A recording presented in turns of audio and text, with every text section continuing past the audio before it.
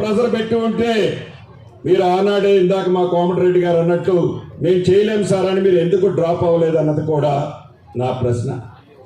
ఇది ఒక్క డ్యామే కాదు, పైనున్న అన్ని డ్యాములకు కూడా వర్తించుంది. రెండవది, ఈ పంపులు ఏదైతే పంపులు మునిగాయి, పంపులు మునగటానికి కారణం నిన్ననో మొన్ననో చూశాను ఆ పెంటారెడ్డి గారి స్టేట్మెంట్ కూడా.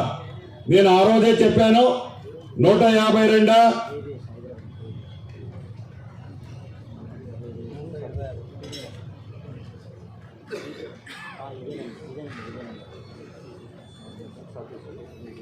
126 మీటర్స్ హైట్ లో పెట్టాలని నేను ఆ రోజే చెప్పాను.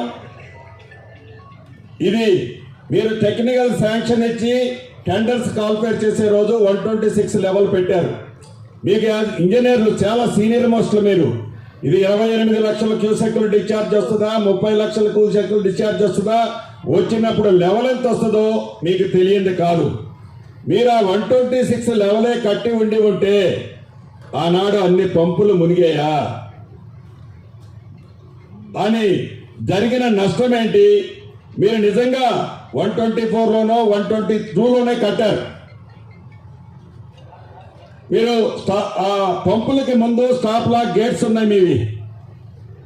ఫ్లడ్ ఎక్కువగా వచ్చి ఆ ఫ్లడ్ ఆ పంపుల మీద పడి ఆ పంపులు మునిగిపోయి డ్యామేజ్ జరిగిందని మీరు అన్నారు. మీకు ఇటువంటి ప్రమాదము విపత్తు వస్తుందనే మీరు ఫ్రంట్లో స్టాప్ లాక్ గేట్స్ పెట్టి